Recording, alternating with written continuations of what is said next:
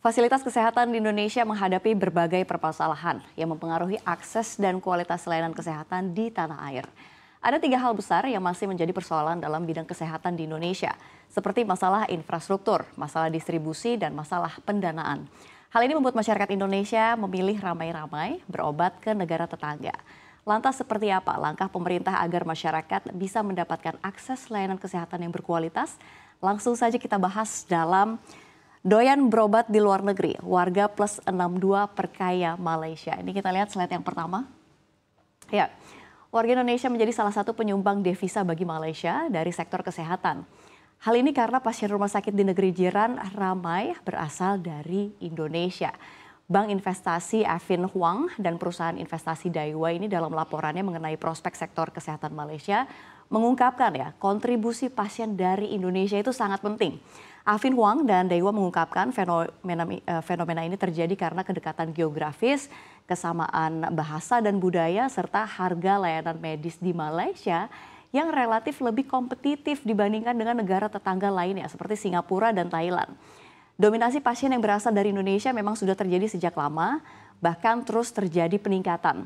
Perusahaan konsultasi Alvarez and Marshall mengungkapkan kontribusi pasien dari Indonesia yang berobat ke Malaysia ini mencapai 66%. Ini paling tinggi Indonesia dibandingkan negara-negara lain. Sementara pada 2011 kontribusi sebesar 57%. Ini kita lihat ya. Dari Cina kita lihat kontribusinya 5%, lalu India 3%, Jepang 2%, Inggris 2%, dan negara lainnya 22% kalau digabungkan. Tapi kota mana aja yang menjadi penyumbang terhadap volume pasien di Indonesia dan jenis perawatan apa saja yang dipilih? Kita lihat slide berikutnya. Ya, pasien dari Indonesia ini berkontribusi terhadap 50% volume pasien dari rumah sakit di Penang yang berasal dari luar negeri begitu ya. Kebanyakan warga Medan dan Aceh yang memang memanfaatkan layanan kesehatan dari Penang. Kemudian kontribusi warga dari Indonesia terhadap volume pasien rumah sakit di Kuala Lumpur ini mencapai 40% ya. Bayangin aja warga dari Jakarta dan Surabaya ini yang paling banyak berobat ke ibu kota Malaysia tersebut. Adapun kota Malaysia yang jadi tujuan utama masyarakat Indonesia untuk mendapatkan fasilitas kesehatan adalah rumah sakit yang berada di Penang dan Kuala Lumpur dengan tujuan berobat yang beragam gitu ya. Ini kita lihat asal kotanya ya. Ini ada Medan, kontribusinya 45 sampai 50%. Lalu kita lihat Aceh 25 sampai 30% dan lainnya juga sama sekitarannya 20 hingga 30%. Lalu kalau kita lihat gitu ya dari asal kota ke Kuala Lumpur ini dari Jakarta, Bandung, Surabaya. Ini kontribusinya sangat banyak sekali pemirsa, kita lihat Jakarta, Bandung bahkan kontribusinya di 75%. Lalu Surabaya 5 hingga 10%. Dan kota lainnya jika digabungkan 15 sampai 20%. Nah ini kalau misalkan dari kota tujuannya, ini pilihannya di rumah sakit Penang itu ada Island Hospital, Gleneagles, Loh Guan Le, terus ada Penang Adventist and Pantai Hospital Penang. Nah lalu kita lihat Kuala Lumpur ada Gleneagles, Pantai, lalu ada Prince Court dan juga KPG. Dan kota-kota lainnya banyak sekali pemirsa pilihannya, ada Mahkota Medical Center atau di Malacca, KPG, Johor, and Regency Specialist Hospital Johor. Ini kalau kita lihat banyak perawatannya beragam dan kalau kita lihat dari Kuala Lumpur ini khusus kardiologi saja. Jadi bahkan itu jadi rumah sakit di Malaysia gitu udah jadi kayak trip lagi liburan.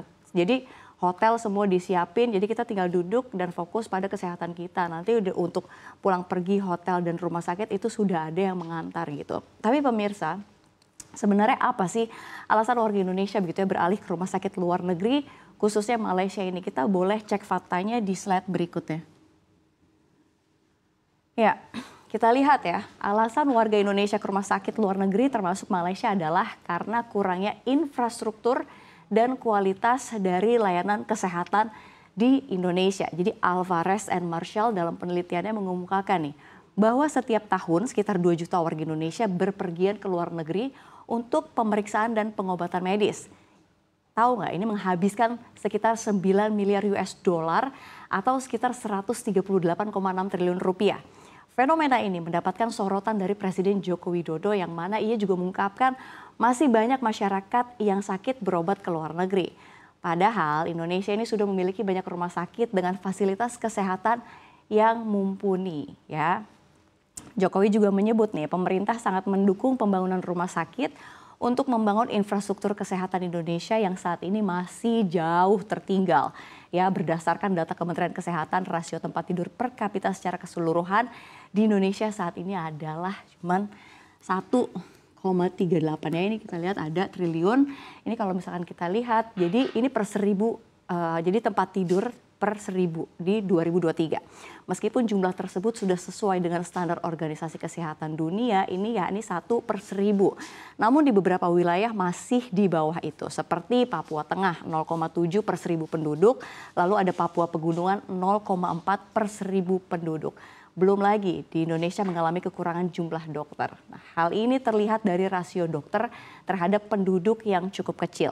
Jadi berdasarkan data Kementerian Kesehatan dan Our World in Data, ini rata-rata rasio dokter per 1000 penduduk di dunia ini yakni di angka 1,75 pada tahun 2017.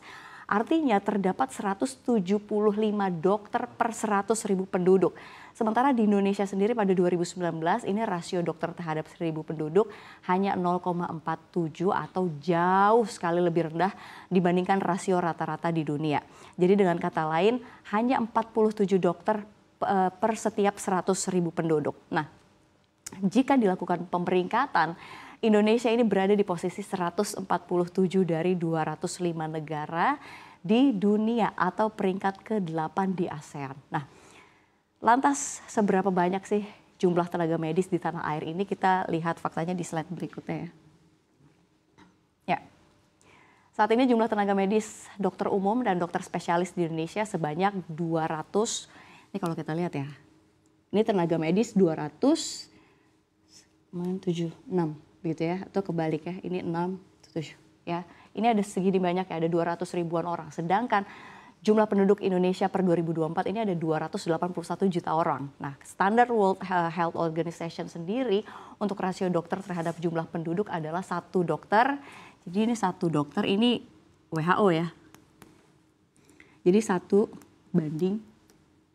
Jadi sementara dengan jumlah yang ada, rasio existing Indonesia hanya 0,72 per 1000 penduduk.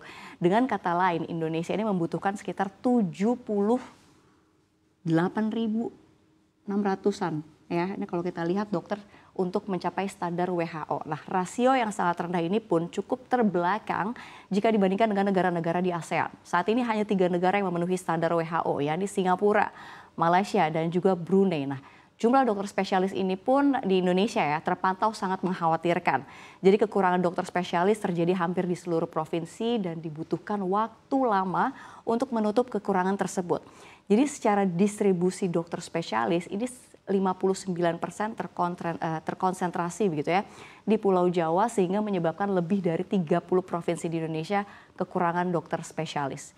Oleh karena itu dibutuhkan sekitar 2.700 lulusan spesialis per tahun untuk menutup gap yang ada saat ini ya. Lantas apa sih sebenarnya jurus pemerintah nih agar warganya tidak berbondong-bondong berobat ke negara tetangga? Kita boleh cek slide berikutnya.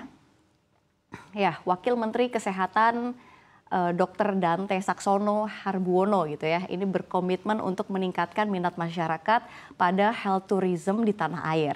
Salah satunya dengan model pelayanan tematik, jadi sehingga masyarakat bisa memilih layanan berdasarkan keluhannya begitu ya. Selain itu memberikan pelayanan yang baik juga menjadi poin penting agar masyarakat mau berobat di dalam negeri. Jadi menurut Dr. Dante selama ini masyarakat Indonesia masih kurang nyaman nih ketika berobat di sini gitu ya. Selain itu Dr. Dante juga menyebut kualitas dan SDM yang memadai. Nah ini penting banget begitu ya pemirsa, karena memang di Indonesia ini sebenarnya nggak kalah kualitasnya dengan dokter luar negeri begitu sebenarnya. Nah selain itu kalau kita lihat biaya pengobatan yang lebih murah ini menjadi alasan masyarakat masih berobat ke luar negeri. Nah untuk itu produksi obat dan alat kesehatan dalam negeri ini diharapkan juga masih bisa ditingkatkan lagi begitu ya pemirsa. Menarik sekali gitu. Tadi alasan ya mengapa warga RI ini berbondong-bondong ke negeri jiran untuk berobat, malah memperkaya negeri Malaysia begitu. Tentu kita berharap agar layanan kesehatan di tanah air kita ini ke depannya semakin lebih baik lagi. Jumlah dokter terus ditingkatkan serta obat dan alat kesehatan di dalam negeri terus di-upgrade gitu ya. Agar masyarakat kita tidak perlu lagi jauh-jauh untuk pergi berobat ke luar negeri.